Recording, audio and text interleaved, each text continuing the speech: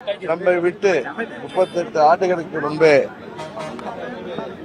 மறைந்தாலும் நம் நினைவுகளிலே, தமிழ்நாட்டு மக்களின் நினைவுகளிலே என்றென்றும் இன்னும் எத்தனை நூற்றாண்டுகளானாலும் நிலைத்திருக்கின்ற பொன்மனச்செம்மல் புரட்சித் தலைவர் டாக்டர் எம்ஜிஆர் அவர்களின் நினைவு தினம் இன்றைக்கு. அவரை அமெரிக்காவிலே உடல்நலம் இல்லாமல் அங்கே சிகிச்சை பெற்ற போது புரட்சித் தலைவர் உயிரோடு இல்லை, அவர் இறந்து விட்டார் என்ற பொய் பிரச்சாரங்களை எல்லாம் முறியடித்து இந்த ஆண்டிப்பட்டி மக்கள் அவரை படுத்துக்கொண்டே ஜெயிக்க வைத்தவர்கள் இந்த ஆண்டிப்பட்டி தொகுதி மக்கள். அந்த ஆண்டிப்பட்டி மண்ணில இங்கே இருக்கின்ற புரட்சித் தலைவர் டாக்டர் சிலை எம்ஜிஆர் அவர்களின் சிலை பல ஆண்டுகள் இதை நிறுவ முடியாமல் இந்த வெண்கல சிலை உருவாக்கப்பட்டு அண்ணன் முன்னாள் சட்டமன்ற உறுப்பினர் தவசி அவர்கள் வீட்டிலேயே அவர் முயற்சியால் உருவாக்கப்பட்ட இந்த சிலை பல முயற்சிகளுக்கு பிறகும் வைக்க முடியாமல் இருந்தது. 99 அம்மா அவர்கள் என்னை இங்கே பாராளுமன்ற தொகுதியின் வேட்பாளராக இங்கே அனுப்பி வைத்து அம்மா அவர்களின் வேண்டுகோளை ஏற்று இங்கே இயக்க நிர்வாகிகளும் தொண்டர்களும் இந்த பெரியகுளம் பாராளுமன்ற தொகுதியாக இருந்த பொழுது அந்த மக்களும் என்னை வெற்றி பெறச் செய்தார்கள். அப்பொழுது பெரும் முயற்சியை நாங்கள் எடுத்து 2000 ஆண்டில அம்மா அவர்கள் திருக்கரங்களால் இந்த புரட்சித் தலைவர் அவர்களின் வெண்கல சிலை இங்கே நிறுவப்பட்டது. 25 ஆண்டுகள் ஆனாலும் இன்னும் அது எங்கள் மனத்திலே பசுமரத்து ஆணை போல் நிறைந்திருக்கிறது. அந்த புரட்சித் தலைவருக்கு, அவரது அரசியல் வாரிசான அம்மா அவர்களுக்கு ஆதரவளித்த இந்த மக்களின் வாழ்கின்ற இந்த புண்ணிய பூமியில எப்படி கிறிஸ்துவர்களுக்கு வாட்டிகன் சிட்டியோ, இஸ்லாமியர்களுக்கு மெக்கா மெதினாவோ, அதுபோல இந்துக்களுக்கு காசி ராமேஸ்வரம் என்பார்களே, அதுபோல ஒவ்வொரு மதத்தினருக்கும் புனித தலங்கள் போல புரட்சி தலைவர் அவர்களின் தொண்டர்கள், அம்மா அவர்களின் தொண்டர்களுக்கு புனித ஸ்தலமாக இருக்கக்கூடிய ஆண்டிப்பட்டியில, இந்த புனித பூமியில புரட்சி தலைவர் அவர்களுக்கு அவரது 38வது ஆண்டில அவரது தொண்டர்களாகிய நாங்கள், அம்மாவின் பிள்ளைகளாகிய நாங்கள், அம்மா மக்கள் முன்னேற்ற கழகம் என்று அந்த மாபெரும் இரும்பு பெண்மணியின் பெயரிலே, திருப்பெயரிலே இயக்கம் கண்டிருக்கின்ற நாங்கள், அம்மா என்கிற அந்த மாபெரும் கம்பீரமான அந்த அரசியல் ஆளுமையை கொடியிலே வைத்திருக்கின்ற உரிமை பெற்றிருக்கின்ற நாங்கள் இங்கே புரட்சித் தலைவருக்கு, அம்மா அவர்களின் ஆசானுக்கு இங்கே மரியாதை செலுத்துவதிலே உண்மையிலேயே நாங்கள் மிகவும் பெருமைப்படுகிறோம். திரு எம்ஜிஆர் அவர்களால் உருவாக்கப்பட்டு ஜெயலலிதா அவர்களால் வளர்க்கப்பட்ட இந்த ஒரு அதிமுக என்ற பேரியக்கம் தற்போது குரங்கு கையில் கிடைத்த ஒரு பூமாலை போன்ற எடப்பாடியில் கையில் சிக்கியிருக்கிறது என்று வைத்தியலிங்கம் சொல்லியிருக்கிறார். அதுக்கு உங்கள் கருத்து? அந்த பூமாலையை அந்த பூமாலையில் ஒவ்வொரு பூக்களாக அவர் பித்தே எரிந்து கொண்டிருக்கிறார். அதுல டிடிவி தினகரன் மற்றும் ஓ பன்னீர்செல்வம் ஆகியோரும் அடக்கம் அப்படின்னு சொல்லியிருக்காரு. அண்ணன் வைத்திலிங்கம் நான் மிகவும் மதிக்கக்கூடிய ஒரு நண்பர், அம்மாவின் தீவிர தொண்டர். அவர் எங்களுக்கு எதிராக இருந்த காலத்திலும் சரி, எங்களுக்கு ஆதரவாக இருக்கின்ற காலத்திலும் சரி, தனிப்பட்ட முறையில எனக்கு அவர் மீது நல்ல மதிப்பும் மரியாதையும், அவருக்கும் எங்கள் மீது நல்ல மதிப்பும் மரியாதையும் உடையவர். அரசியல் காரணங்களுக்காக நாங்கள் பிரிந்து நின்றோம். இன்று அதே அரசியல் எங்களை மீண்டும் ஒன்றிணைத்திருக்கிறது. அதெல்லாம் இருக்கட்டும், அதுக்கு பதில் சொல்றதெல்லாம் இருக்கட்டும். ஊடகங்கள் உங்களை பெரிதும் மதித்து, நீங்கள் எங்கே என்னை சந்தித்தாலும், எந்த ஒரு நெருக்கடியிலும் உங்களை சந்தித்து உங்கள் கேள்விகளுக்கு பதில் சொல்லி செல்பவர். அதுபோல ஊடகங்களை மிகவும் மதிக்கக்கூடிய இயக்கம் அம்மா மக்கள் முன்னேற்ற கழகம். ஒரு சிலரை போல உங்களை ஒருமையில் பேசுவதோ, நீங்கள் கேட்கின்ற கேள்விகள் எங்களுக்கு எதிராக இருக்கும் பொழுது உங்களிடம் சண்டைக்கு வருவதோ எதுவும் இல்லாமல் ஊடகங்களை மீது மிகுந்த மரியாதையும் ஊடகங்கள் மக்களுக்கு செய்திகளை கொண்டு செல்கின்ற வாகனங்களாக இருக்கிறீர்கள். நாட்டு நடப்பை எல்லாவற்றையும் நீங்களே சில வதந்திகளை நம்பி சில செய்திகளை வெளியிடும் பொழுது உண்மையிலேயே எங்களுக்கு வருத்தமாக இருக்கிறது. யாரோ கிளப்புகின்ற வதந்தியை 21ஆம் தேதியே பிள்ளையார்பட்டி கோயிலுக்கு சென்ற பொழுதே அங்கே ஊடக நண்பர்கள் வந்து அவர்களே கேட்டார்கள், ஊடகத்துறை நண்பர்கள், உங்களுக்கு ஏதோ கூட்டணியில 6 சீட்டு கொடுத்துட்டாங்களாம்லன்னு சொன்னாங்க. நான் சொன்னேன், அது வதந்தி, யாரும் நம்ப வேண்டாம். நான் அன்னைக்கே சொன்னேன், நம்ம ஊர் கிராமத்துல சொல்ற பழமொழியை சொன்னாலும் எல்லாருக்கும் புரியுன்னு. இன்னும் மாடே வாங்கல, அதுக்குள்ளார மத்து வாங்க தெரியுறானா மாடசாமி, எதுக்கு வெண்ணெய் கிடைக்கிறதுக்கு அப்படின்னு நம்ம ஊர்ல ஒரு பழமொழி உண்டு. அதுபோல தங்கள் வீட்டு பிள்ளைக்கு இன்னும் வரனே அமையல, அதுக்குள்ளார பேர குழந்தைக்கு பேர் வைத்து சென்றானா மடசாமி அப்படின்னு சொல்லுவாங்க. அதுபோல இன்னொன்னு சொன்ன, எங்க தஞ்சாவூர் பக்கம் காமெடியா சொல்லுவாங்க, நக்கலுக்கோ நையாண்டிக்கு பேர் பெற்ற தஞ்சை மாவட்டத்திலிருந்து வந்தவனா அந்த பழமொழியை திருப்பி சொன்ன. அடியேன்னு கூப்பிட ஆதிக்காரியே இன்னும் வரல, அதுக்குள்ளார பிள்ளைக்கு பேர் வச்சிட்டு தெரியுறானா கிருஷ்ணமூர்த்தின்னு எங்க ஊர்ல சொல்லுவாங்க. அது கிருஷ்ணமூர்த்தின்னு அந்த நபர் இல்ல, கிருஷ்ணசாமின்னு சொல்லலாம், கிருஷ்ணமூர்த்தின்னு சொல்லுவாங்க. அந்த கிருஷ்ணமூர்த்தி யார் என்பது எனக்கு தெரியும்னு உங்கள்கிட்ட சொன்ன. அந்த வதந்தியை விதைக்கின்ற கிருஷ்ணமூர்த்தியும் அதை பரப்புகின்ற அவரது கைத்தடிகளும் யார் என்று சொன்ன எனக்கு தெரியும். அதனால அந்த வதந்திகளை எல்லாம் நம்ப வேண்டாம்னு சொன்னேன். ஆனா வதந்திகளை தகவல்கிற பெயர்ல அதை செய்திகளாக்கும் பொழுது எங்கள் தொண்டர்கள், எங்கள் நிர்வாகிகள் 8 ஆண்டுகளாக என்னோடு ஆளும் கட்சியாக இருந்த பொழுது ஆட்சி அதிகாரம் அதன் பலன்களை எல்லாம் தூக்கி எறிந்துவிட்டு அம்மாவின் லட்சியங்களை, அம்மாவின் கொள்கைகளை அடுத்த நூற்றாண்டுகளுக்கும் கொண்டு செல்கின்ற ஒரே இயக்கம் அம்மா மக்கள் முன்னேற்ற கழகம் தான் என்பதை மனதிலே கொண்டு என்னோடு லட்சம் தொண்டர்கள் தமிழ்நாட்டில் இன்றைக்கும் பயணித்துக் கொண்டிருக்கிறார்கள். உங்களுக்கு தெரியும், நீங்க எல்லாம் பெரிய ஜாம்பவான்கள் சொன்னவங்க எல்லாம் எங்களை விட்டு போனாலும் இந்த இயக்கம் உயிரோட்டத்தோடு தமிழ்நாட்டில் தவிர்க்க முடியாத ஒரு அரசியல் இயக்கமாக, அரசியல் சக்தியாக இந்த இயக்கத்தை லட்சம் தொண்டர்களும் அவர்களை வழி நடத்துகின்ற நிர்வாகிகளும், விலை போகாத நிர்வாகிகள், சுயநலத்துக்காக சுய லாபத்திற்காக விலை போகாத நிர்வாகிகள் என்னோடு இருக்கின்ற வரை இந்த இயக்கம் உயிர்ப்போடு இருக்கும். இந்த தேர்தலில் அம்மா மக்கள் முன்னேற்ற கழகத்தை தவிர்த்துவிட்டு யாராலும் வெற்றி பெற முடியாது என்பதை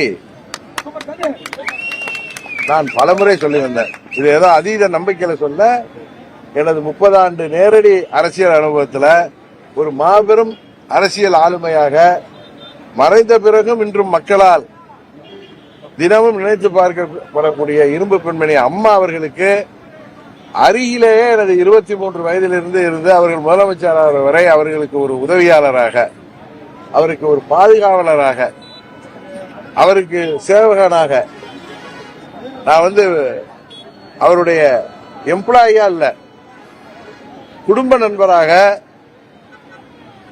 அது குடும்ப நண்பர் வீட்டு பையனாக அவருக்கு உறுதுணையாக இருந்தவன். சம்பளத்துக்கு இருந்தவன்ல, வருமானத்துக்காக இருந்தவன்ல. அன்றைக்கெல்லாம் அம்மா அவர்கள் புரட்சி தலைவர் மறைந்த பிறகு அம்மா அவர்களை தமிழ்நாட்டை விட்டு விரட்ட வேண்டும் என்ற சதி நடந்தது. அம்மா அவர்களுக்கு என்று சொல்லிக் கொள்கிற மாதிரி அவர்கள் உறவினர்கள் யாரும் அம்மா கூட இல்ல. அந்த காலகட்டத்தில் அவர்களுக்கு குடும்ப நண்பர்களாக பழகி இருந்த நாங்கள் அவருக்கு பாதுகாப்பாக இருந்தோம். அம்மா அவர்கள் முதலமைச்சராக வருவாரா என்பதெல்லாம் எங்களுக்கு தெரியாது. எங்களது குடும்ப நண்பர், எங்கள் மீது நம்பிக்கை வைத்திருப்பவர், அவருக்கு உறுதுணையாக இருக்க வேண்டும் என்று அவரோடு அன்று நின்றவர்கள் நாங்கள். அம்மா அவர்களிடம் எத்தனையோ அரசியலை அம்மா அவர்கள் கூட இருந்து பார்க்கக்கூடிய வாய்ப்பை பெற்றவர். இன்றைக்கு நானே ஒரு அரசியல் இயக்கம் நடத்துகின்ற அளவிற்கு வந்திருக்கிறோம்.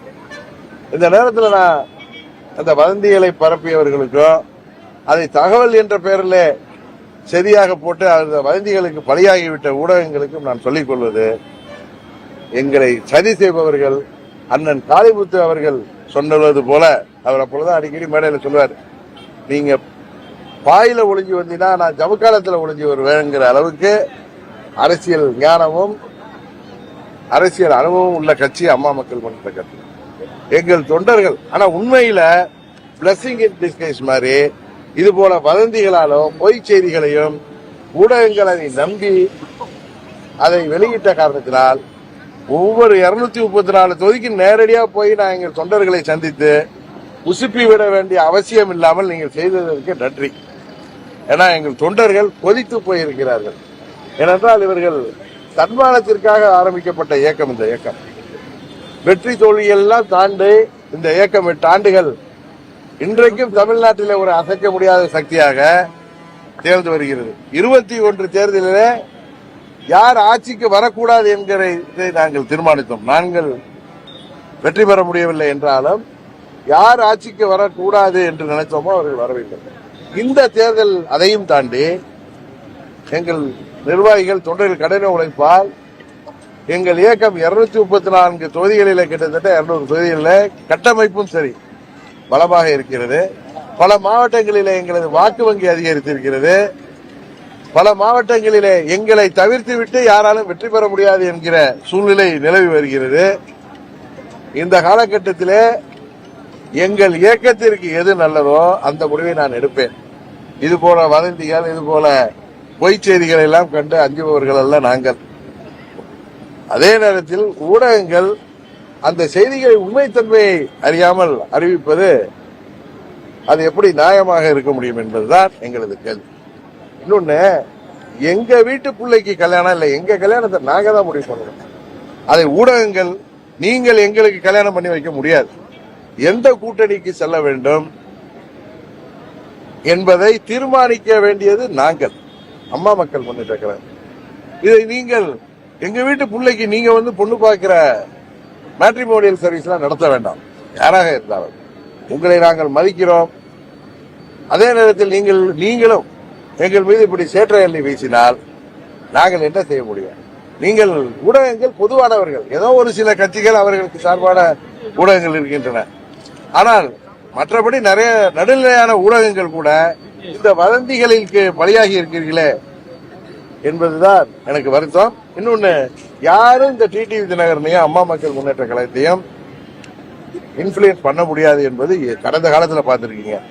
ஏன்னா பல சோதனைகளை தாண்டி டிடிவி தினகரனும் அம்மா மக்கள் முன்னேற்ற கழகம் இன்றைக்கும் பல நெருப்பாற்றுகளை தாண்டிதான் செயல்பட்டு கொண்டிருக்கிறோம். எங்கள் சோதனைகள் எல்லாம் சாதனைகளாக நாங்கள் முயற்சி செய்து கொண்டிருக்கிறோம். அதனால எங்களுக்கு எது தேவை, எங்களுக்கு எந்த கூட்டணி தேவை என்பதை நாங்கள் முடிவு செய்வோம். இன்னும் பல முறை சொல்லிட்டேன், கிளிப்புள்ள மாதிரி உங்களை சந்திக்கிறப்பதான் அம்மா மக்கள் முன்னேற்ற கழகத்தை தங்கள் கூட்டணிக்கு வர வேண்டும் என்று எங்களை